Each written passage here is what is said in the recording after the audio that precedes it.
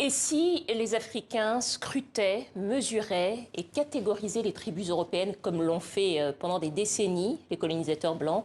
C'est le point de départ de l'exposition Muzungu Tribes, à voir jusqu'au 6 mars à l'Africa Museum de Tervuren, dans la banlieue de Bruxelles, en Belgique. Teddy Mazina, bonsoir. Bonsoir. Soyez le bienvenu sur le plateau du Journal Afrique. Alors vous êtes burundais, photographe, auteur de cette exposition, qui est une carte blanche que vous réalisez dans le cadre de l'exposition sur les os humains au musée de Tervuren, au musée de l'Afrique de Tervuren. Peut-être une question de vocabulaire pour commencer. Muzungu Tribe, c'est le titre de l'expo. Qu'est-ce que ça veut dire, Muzungu? Muzungu veut dire blanc. Muzungu veut dire blanc dans la plupart des langues bantoues. Venant de Muntu, humain, mais Muzungu veut dire blanc au Congo, au Rwanda, en Tanzanie, au Kenya. Dans les langues swahili, Swahili notamment, et cela me permettait, moi, d'avoir une expression commune en Afrique, mais aussi de poser un regard sur la société européenne, sur le passé colonial aussi, et de rentrer dans une démarche purement artistique cette fois-ci, non photojournalistique, et de questionner justement la production d'images à l'époque coloniale, et de voir ce que moi je pouvais apporter de mon exil, comme débat, et comme œuvre d'art finalement sur le questionnement de nos relations entre les peuples hier, aujourd'hui et demain. Et demain. Alors on va regarder quelques-unes des photos de cette exposition. On voit des mesures anthropométriques, des expériences diverses et variées, mais ce sont des images qui sont assez classiques d'une époque qu'on a vu beaucoup au 19e siècle. Sauf que là, les rôles sont inversés puisque ce sont des Noirs qui mesure des blancs. Quelle était votre intention finalement en inversant les rôles? Je travaille avec une structure, je vais dévier un peu, je travaille avec une structure qui s'appelle Engart, qui maintenant, une nouvelle démarche, comme un courant, sur lequel nous essayons, nous, de proposer une autre façon de voir l'art contemporain africain, de voir la production artistique contemporaine. Moi, de mon côté, je questionnais ce que nous avions consommé, nous, comme Africains, d'images de nous-mêmes, produites à l'époque coloniale. Qu'est-ce que l'Europe, elle, a consommé comme image produite depuis finalement les premiers contacts avec les Africains? Qu'est-ce qui reste dans les imaginaires collectifs?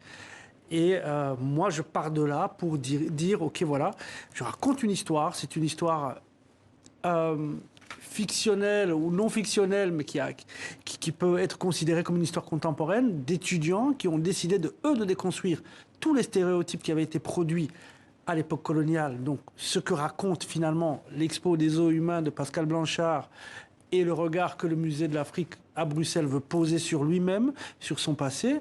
Et moi, j'arrive avec cette carte blanche qu'on m'offre et je dis, OK, moi, je produis des images, je raconte une histoire. Et ces images questionnent le regard. Qu'est-ce qu'on voit dans l'autre? Qui est l'autre? Pourquoi l'autre est nécessaire? Pourquoi l'altérité radicale, ce qu'on a appelé l'altérité radicale qui a été inventée à l'époque coloniale, pourquoi elle crée toujours? Qu'est-ce qu'il en reste aujourd'hui? Qu'est-ce qu'il en reste sur les politiques d'immigration? Qu'est-ce qu'il en reste sur les politiques humanitaires? Qu'est-ce qu'il en reste? On va y revenir. Qu'est-ce qu'il en reste sur les politiques d'immigration humanitaire? Qu'est-ce qu'il en reste de la politique aujourd'hui? Puisque vous venez aussi d'une région tourmentée, et on y reviendra. Mais peut-être toujours sur cette question du regard, je voudrais qu'on voit peut-être, si on peut envoyer la photo qui illustre votre exposition. C'est celle d'un homme à la coupe afro en train de mener une expérience sur une personne qu'on voit assise. On va voir la photo. Je vais lire la légende. Voilà, la photo est là. Je vais lire la légende sur votre site internet de cette photo. Bruxelles, 1972, découverte d'un laboratoire clandestin de mesures anthropométriques. Un fait divers gommé de l'histoire officielle. Est-ce que vous pouvez nous raconter l'histoire de cette photo, Teddy? L'histoire de cette photo, elle fait partie de toute la scénographie, mais de toute l'histoire que je raconte. C'est l'histoire d'étudiants africains qui, en 1972, ont décidé, eux, d'entamer une démarche de déconstruction, mais avec leurs amis blancs. Ce qui était absolument subversif et transgressif à l'époque, en 1972. Ont été arrêtés et expulsés, et cette histoire a été gommée de l'histoire. Sauf que, la question que je pose aux spectateurs, la démarche artistique, c'est de savoir si l'histoire est vraie ou pas. Il y a encore des expulsions aujourd'hui. les mêmes démarches. L'idée sur le noir est toujours la même, l'idée sur le blanc en Afrique est toujours la même, l'idée du noir sur le noir est toujours la même à l'époque où elle a été inventée. La question de savoir, la grosse fake news d'abord des os humains et la fake news actuelle sur le fait que les migrants envahissent l'Europe, etc., sont dans le même contexte. Donc le questionnement, c'est de est-ce que ce qu'on consomme, ce qu'on voit, ce qu'on nous dit est nécessairement vrai? Est-ce qu'on peut créer une nouvelle humanité? Ces étudiants avaient réussi la même histoire, dit qu'ils avaient inventé l'Ubuntu-mètre. L'Ubuntu-mètre voulant dire la mesure d'humanité au lieu de centimètres sur lequel on essaie de classifier en craniométrie ou en indice facial les individus sur la Terre. Donc l'idée est de parler de ces étudiants, la démarche artistique, de parler de ces étudiants qui inventent finalement une nouvelle mesure qui est l'Ubuntu voulant dire humanité, tu es parce que je suis, et d'essayer de déconstruire finalement toute cette démarche qui sépare les peuples, qui aujourd'hui provoque encore des drames sur lesquels je ne vais pas m'étendre, que vous connaissez. Alors peut-être justement à ce sujet, puisque vous-même vous êtes originaire du Burundi, la région des Grands Lacs, qui est une région à l'histoire tragique au cours du XXe siècle. On peut évidemment parler du génocide contre les Tutsis. Est-ce que selon vous, le racisme du XIXe siècle a laissé une trace indélébile dans l'histoire de cette région? Le racisme scientifique. Tel qu'il a été conçu de façon scientifique, en effet, au XIXe siècle en Occident. Le racisme scientifique, la volonté de hiérarchisation, la recherche du chaînon manquant, donc le noir après le singe et l'homme blanc étant au-dessus de l'humanité, a figé les peuples.